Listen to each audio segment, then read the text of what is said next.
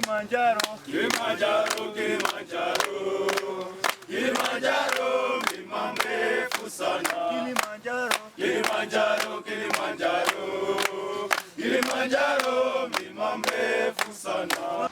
Hey, so back in 2011, we took a trip to Africa with the goal to check off one of our bucket list items, which was climbing Mount Kilimanjaro.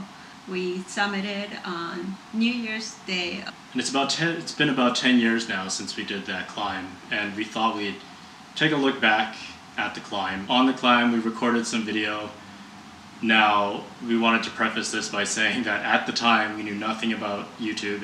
It was not on our radar at all, and we knew nothing about photography or videography. Yeah. So a lot of these videos we were meant to post them on Facebook, which I don't even think I did. We shot this on our Canon 60D at the time with the 18-200 kit lens, no microphone, because again we knew nothing about videography, and so this is our trip. So at the time, our friend Lisa was volunteering in Africa, so we decided to go visit her and climb Kilimanjaro with her. So the way it works, the more people you have, the cheaper, the lower the rate is, the group rate is. So she put in a post on a forum, and this is how we met our fourth person, which was Matt. So we decided to do this trek with a tour company called Trek to Kili. We also did our safari with them and our trip to Zanzibar, and we'll link them in the description below. And of all the 7 routes that you can take up Kilimanjaro, we decided to take the Machame route, which is probably the more popular route out of the 7, or one of the more popular routes out of the 7. So obviously we'll start with day 1. What do you remember of day 1, John? Well, day 1, I remember getting to Machame Gate. I remember a lot of people, a lot of climbers and porters and a lot of other vehicles there. And I don't think I was nervous about doing the climb. I was really excited about it. I'm not someone who gets nervous a lot anyway, but I just remember being ready to go and being really excited to be on the mountain. See, I was the opposite. I think I was. I do remember being nervous. I don't quite remember the whole scene, with all the people and everything, but I do remember how I feel most of the hike. I did feel nervous. I was nervous that I wasn't, in the back of my mind, I was like, am I going to be able to do this? Am I going to make it to the top? And just because also at the time we didn't do a lot of hiking either. We weren't. Yeah, we did a few hikes here in Alberta. We did 3 or 4 hikes to prep us for Kilimanjaro. Prep us. Yeah. And by that I think what we did was Mist here. We did Mist Mountain. Which aren't hard hikes. And this was our first This is our first multi-day hike. Multi-day trek. Yeah, we've never done that, so that was kind of different for us. It was and new. The whole altitude thing was in the back of my mind too. You read, I read a lot about what could happen and what you should do to try to prevent any high altitude. How to prepare yourself for it. Which was kind of scary. I was like, well, what's gonna happen if I get altitude sickness? Yeah, I think at the time the highest mountain we've hiked up, I guess, would be 9,000 feet. So this is new territory for us at the time. Yeah. So, but day 1, I just remember the vegetation is really lush. It was so different from what we'd experienced here. Yeah, it was a very rainforest kind of feel. Yeah, very lush. Yeah. I remember being amazed by all the porters that were zipping past us with tons of stuff, and we're just here with our day packs. Yeah. So what, in a group, how many porters did we have? Do you remember that? Our group? I think we had... I don't know, 15? Yeah. I think it's 4 per person. We just had to carry our day pack, which our change of clothes, like our layers if we Yeah. wanted to, our lunch, and our water. That's all we had to worry about. So we had a porter that carried all of our heavy stuff, like our big backpacks, our sleeping gear. We had the cooks and all of their gear being carried up the mountain. Yeah. And there's tons of other groups, so you can imagine just how many porters there are going up and down the mountain with these incredible loads on their backs and sometimes on their heads. So I remember being astonished by that, really. Yeah. So. Well, I kind of felt like, damn, I'm just carrying water, so I better be able to do this. Yeah. Hey guys, it's day one. I think we're at Machame Camp, I think it's called. We're at about 10,021 feet. The hike up here was it was all right if there wasn't any rain. But what started off as a light sprinkle turned into a downpour. We're all pretty soaked. We're all pretty excited to be here. It's almost 6 o'clock, almost time for dinner. So yeah, that's all I can say. So we'll catch up with you tomorrow.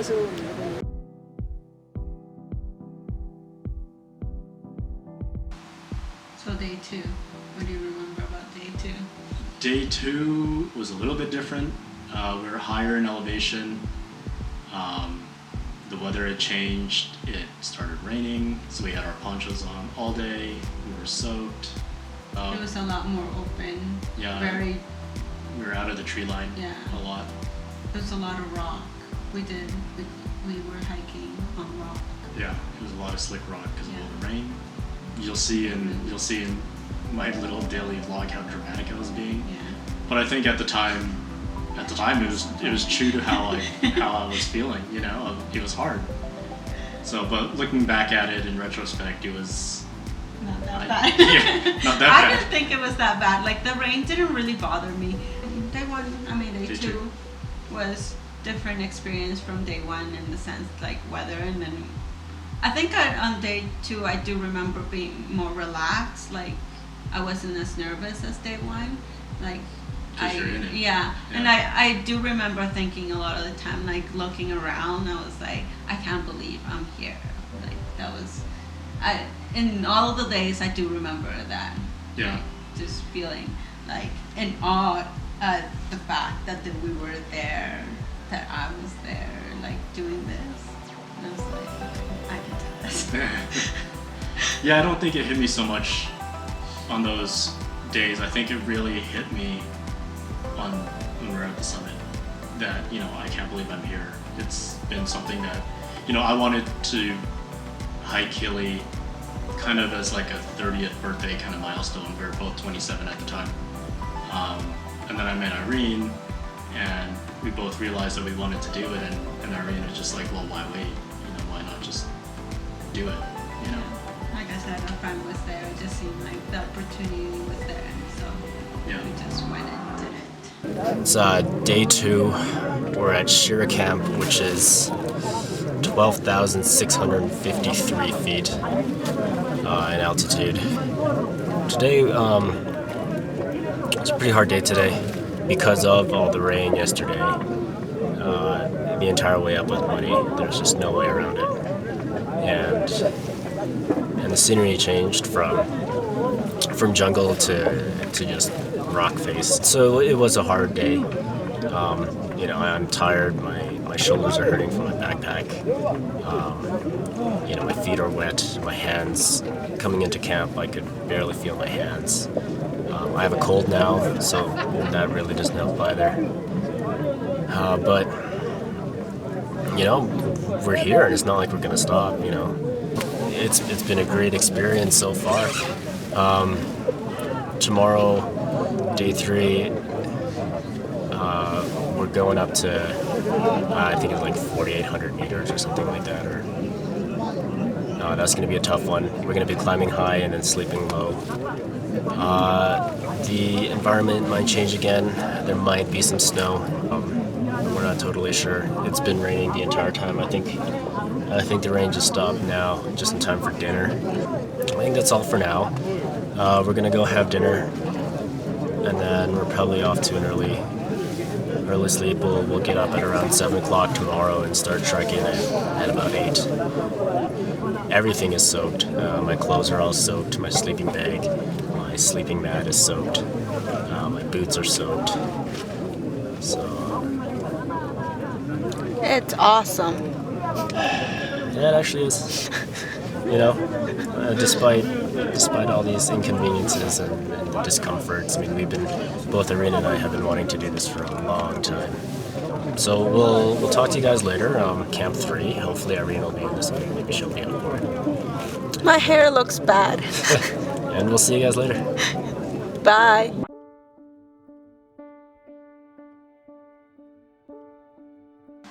So what do you remember about day 3? So our day 3 was better, a lot better than day 2. I remember it stopped raining on us, the clouds broke, and I remember these really amazing trees that we've never seen anywhere else. I can't for the life of me remember what they're called. Hard day. But they were just incredibly unique, and they looked like they belonged on an alien world. It was so numerous. But I remember the view at the camp. Down to Barranco we had Camp. a great view of the Barranco Wall. Which looked very intimidating, 3,900 but feet. ended up being not so bad. Yeah. Yeah, all you see is just this straight rock face, and you see people just going straight up it, and you think. I thought we were going to be doing a lot of more like scrambling sort of thing, the way it looked, but it's not like they made a path. Yeah. So yeah. It just looked intimidating, but it ended up not being so much. Also do remember though, like because it had rained so much, like the whole day on day 2, day 3 was just like so muddy and it was still very wet. I remember that our porter or guide told us to suggested we put bags on our feet because they were just soaked. Yeah, so what you do is you put your feet in these shopping bags, socks, and then you put the shopping bag in your boot, so you have like a waterproof layer between your boot and your sock. And the entire time, we're wearing rain pants and gaiters, and we're still getting soaked.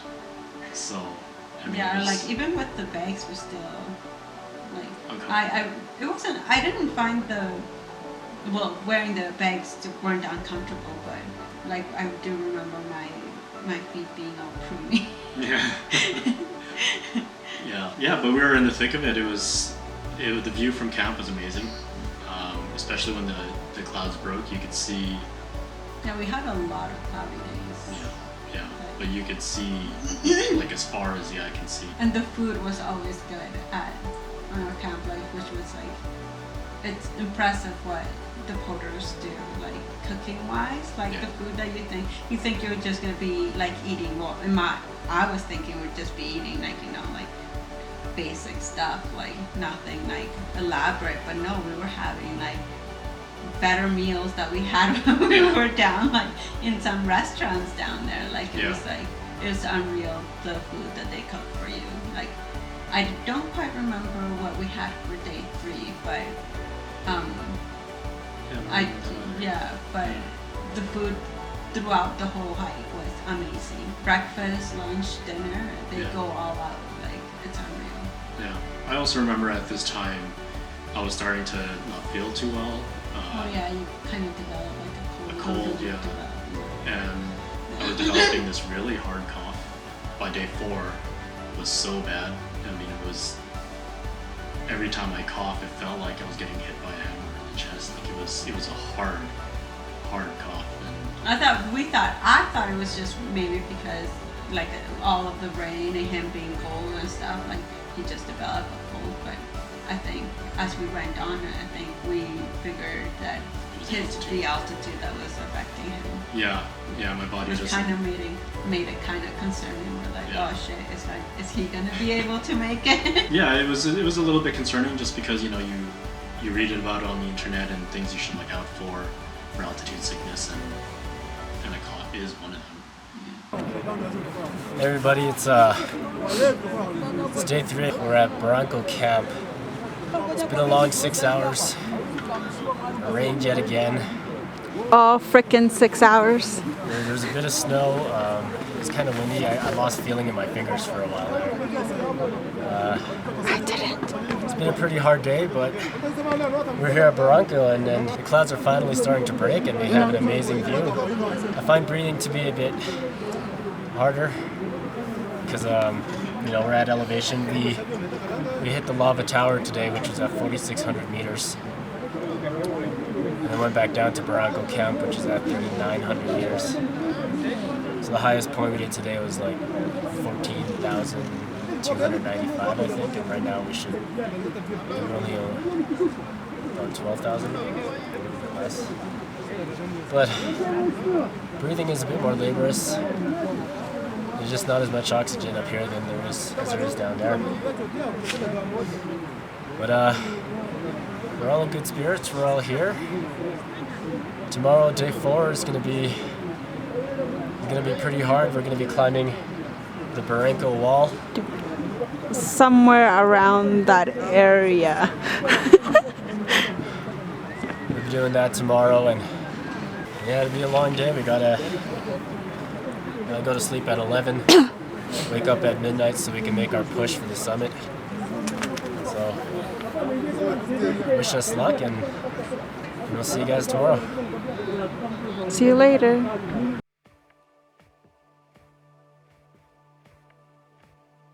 Yeah, so day 4 was the Barranco wall. It wasn't as bad as we thought it was going to be. Yeah. How long did it take us? Do you remember? I think it took us like 2-3 hours. I think 3 hours. Yeah. Yeah. It rained again, didn't it? I think at the beginning it was raining, Yeah. which kind of made the rocks a little bit slippery, that I remember. But it wasn't bad. It was like a light drizzle, and then did it rain? I think it did. It did rain day 4. I mean, it rained on us most of the time around the mountain, so I think it would be safe to say that every day it rained on us. Except on the way down, it didn't Except rain on the way down, yeah. The way down, we had perfect weather. Yeah, all the way up to the summit, it rained on us. Yeah. On day till day 4. Trying to escape the scene. Right. Yeah. So yeah, the Barranco wall was good. Challenging, probably the second most challenging day on the trek. Aside from. The clouds broke for us just a little bit. So we got to camp, and I remember that night we had spaghetti for dinner. And what I remember, they brought out the spaghetti, and I filled up my plate with spaghetti. It was just chock full of spaghetti. Thinking, I have to eat all this, and we need the carb load and all that kind of stuff. But I took one bite, and I'm like, I can't eat this. I completely lost my appetite, which is something they did tell us could happen, but I just didn't think it would happen to me. I was hungry Was too. it because of the altitude, you mean? Yeah, Or like because of the altitude. you were feeling it? Yeah, and I mean, I was hungry, and I knew I was hungry, and so it was just surprising that, after one forkful of the spaghetti, I just couldn't eat it. Were you concerned at the time then that you might, like, what went through your head? I was. Did you like, shit, I'm not gonna make it? Yeah, I was worried that I was gonna be too hungry. It hit you, and I think by this time my cough was getting really bad. So I guess it was not all too surprising that the altitude is really affecting me. So maybe I should have seen it coming. I remember being a little bit nervous, but not really. I think I was more prepared. I remember you being really nervous that night. So for the last night, we have dinner early, which was around 5-ish, I want to say, and then they make you go to sleep around 7, 8. 7, 8, and then they tell you to. So you're dressed up in all your layers except for your outerwear, just so when you do wake up at 11, you're not getting ready. You're like pretty ready much to ready go. to go. Yeah. So I remember us getting ready, and he was like having a hard time with everything. Like I remember him complaining about everything about his his clothes, and then we had to get our water ready. So when they tell you to also put your water in your sleeping bag so it doesn't freeze, because that night that camp was so cold. I think it was like -20 that. Yeah, it was something like that, like something that you don't expect in Africa, like temperatures that you're like, what the hell? Like it was seriously cold. So yeah, like I remember him like trying to get ready, and like we had to fill our bladders, and he just kept spilling it, and was just like having a hard time with everything else. Like, what the hell is wrong with you? Like, chill. I remember getting frustrated with everything. I don't know if it was the altitude or if I was just tired or nervous. I remember being like, he was making me more nervous. Like I was trying like not to get into my head, but I do remember him like making me more nervous just because he was like nervous. Getting frustrated. Yeah, like he was just like having a hard time with everything, and like so I don't know what it was. I was just frustrated, and I remember not being able to sleep that night too. Yeah, well, we were like so nervous. We're like, so you go to bed like at 7, and then they tell you they're gonna wake you up at 11, and I don't think I slept. You start at midnight, or you start right at 11? No, we start at midnight. Yeah, so you make the push at midnight. So we're like, okay, you have how many? 8, 7? Like 5 hours. Yeah, but I think. Well, in the time of like we had to get ready, by that time, who knows how long it was. I think I only got like 2-3 hours sleep. Guys, Happy New Year's Eve. It's about 8 p.m. here. We're all getting ready to go to sleep. So the plan for tonight is go to sleep at 8 p.m. wearing all of our glares except for our outerwear. We're gonna be woken up at 11 o'clock, and then we're gonna have tea and biscuits at 11:30, and then we're gonna push for the summit at 12. It's about an 8-hour trek to the summit. We're gonna be trekking in pitch darkness, but we should get there in the morning. Today was a good day. Didn't rain on us all too much, and when it did, we were intense eating lunch or whatever. So it's a good day. I think I developed a nasty cough though. It's quite annoying sometimes. But later tonight, the start of the big night, we'll be up there on New Year's. Bye guys. Happy New Year.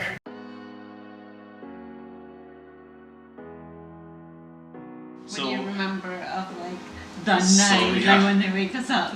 The night. So I remember getting up at around 11, putting all of our layers on, getting our boots on. I remember walking out of the tent, and I remember like right away I saw a string of headlights already making their way up to the summit, and it was such a clear night. You know, you could see the stars, there were no clouds, and just seeing that string of lights going up, that was, I thought it was just, I don't know. It was just so memorable. Like it's one of those things that like I think we'll remember for the rest of our lives. Yeah. I'm gonna be one of those dogs. Yeah, one of those lights. And then I remember making our way up. It was super windy. I had headphones in. I brought my iPod along with me. If you're struggling, keep yourself from breaking down and quitting. You just take your mind out of the equation and just send it off to a nice place. So. And I remember like my strategy. So from all of us, Matt was the strongest. Yeah, the strongest hiker from all of us. Yeah. He was always ahead, and he had like a good like good vibe. Yeah. He was like very positive and like was just let's get this done. And so my strategy was like to stick right behind him. I'm like, if I do not see Matt, then I'm in trouble. I didn't want to fall behind because I'm like I was just like, okay, I'll be good if I stay behind him. So that was my strategy going up. I'm like, if I can stay behind him, I'll be good. And that's what I kept in my mind the whole time. I'm like, and because you couldn't see it, was like pitch black for like the whole hike up. Like we saw sunrise. Pretty like much. Sunrise is at 7 o'clock. At Stella Point. That's where we saw sunrise. So the whole way up, it was like pitch dark. Yeah, pitch Yeah, black. you just And have we your couldn't see anything. headlamps. Yeah. Yeah. So that's all I remember. I remember looking up like a lot of, like a few times, and like you could see sometimes because like it was clear, some like the shadow, like Yeah, the silhouette of the the mountain. silhouette of the mountain and Yeah. stuff, and but I remember most of the time I saw what I remember was seeing my feet and Matt's back of his shoes. Yeah. And all I kept saying is minor will matter.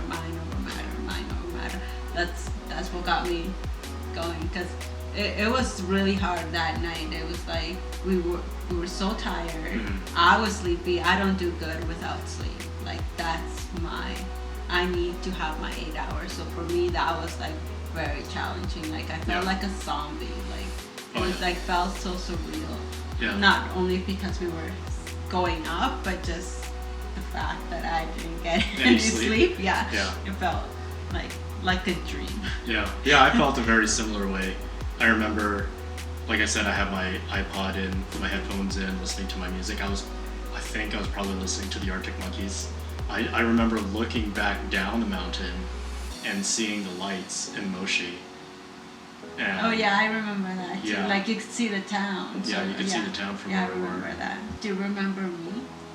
I remember there was one point where we stopped and you sat down, and I didn't know if you were struggling or what it was, but I just remember like going up to you and like, we could do this, you know, you're strong, you're okay, let's keep going. Was I crying? Because I feel like I remember like wanting to cry. I don't know if you were crying. I couldn't see because the headlamp and everything. Yeah, I remember that, and one foot in front of the other, taking your mind off of the Pole pole.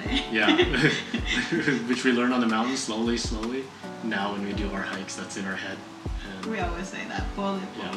unfortunately, Lisa didn't make it. We kept going, and And again, it was just we kind of separated, and they said because she was one of the slower from the group, she had her own guide. Yeah, they did tell us that she was falling behind. Okay, so we're at Stella Point. We made it to Stella Point. yeah, so we're at Stella Point, and I remember just watching the sunrise. You know, not just on a new day, but on a new year. I thought it was just amazing looking out at the horizon and just watching the sunrise. I remember telling Irene that, you know, if I wasn't so sleep deprived, tired, and, you know, feeling the altitude, I think I probably would have cried. I felt like, you know, those feelings came up to the surface, definitely. I think because, you know, climbing Kilimanjaro had another meaning to me. Earlier that year, my aunt had passed away from cancer, and I remember telling her about this trip and, you know, what we wanted to do. And so I think being up there and watching the sunrise was just, it had, you know, a really deep meaning for me. I know, I just thought it was cool. I do remember, like, I was like in awe and like about the whole getting there and just being there, but I was also so cold and tired that I was like, okay, let's get this done and get down at the same time. But no, we did take time to like, I feel like we did take time to like take it in. Yeah. Like we had time there, like maybe we were there for like maybe 5-10 minutes. Yeah. Like we took photos and we just like looked at the sunrise, like come up. It was watched it come up. Yeah, it was pretty nice. And then we took the last push from Stella to Uhuru Point, and that was hard. I remember. So at this point, this still is uphill, but now there's snow. And that day, I do remember telling the guys our guide telling us that it had been one of the coldest that they've experienced too. I think it was like -30, they were saying. Yeah. There. So with the wind, who knows? With the wind chill, who knows how cold it was? I want to say it was like 30 to 40, -30. Like it was seriously really cold. With the cold, the snow, which wasn't so much snow, it was ice. Yeah. Like the wind was so strong. Like I remember getting hit in the face by it, like the whole way up. I remember we had our glasses on, I had my scarf over my face, I had my hood on, my toque, everything. Like you couldn't see anything, but with that, like I couldn't breathe. Like with the wind, the altitude, it just made it so much harder to breathe. Like I remember like having to take a few steps, and then I would turn around and pull down my scarf to take a breath, and then take a few more steps, and that's how I made it all the way up there. Like just having to turn around and take that deep breath, but at the same time, like the wind was so strong, like I was honestly like gasping, like I was like like to take in that breath. Like it was hard. The last push was hard, and I think we all separated at that time. Yeah. At that point, there was a lot of distance between the three of us. Matt was obviously like he was the first one up. Yeah. And then it was me, and then John. John was having a harder time because he was feeling the altitude. Yeah, I was having such a hard time with that. Kibacha, our main guide, was with me that entire push, and it just felt, with the lack of oxygen up there, I would take these really deep breaths, and I'd move like 5 steps, and I'd just be out of breath. And, you take another deep breath, move another 5 steps, and then I'd just be buckled over, like struggling to get air into my muscles. And I remember, like I was so out of it. I was like really delirious, and I felt like a zombie going up that last push. The altitude is getting to me, and with my cough, and that was not a that was not a fun little stretch. It was hard. It was definitely a challenge. Yeah. Like one of the most challenging part of that hike was the last push. And yeah, for sure. Because you're so tired, and just that wind. Like for me, the wind just did it for me. Like I just couldn't breathe. And with the snow, it was brutal. Yeah. But we made it. Yeah, we did it. We got up there, we took our photos. I took a video while we were up there, which is hilarious because you could barely hear you can't hear my voice anything. is all croaky, and there was one point, and the wind was just so strong, like you can't hear him. Yeah, and there was one point where I was, saying that I felt like a zombie and I couldn't move, and then in the background you see guys dancing up there. Made me look really pathetic, but yeah, it was tough. We're here.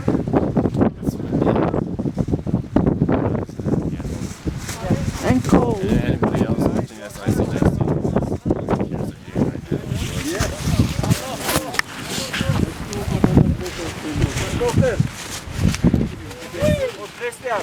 All right.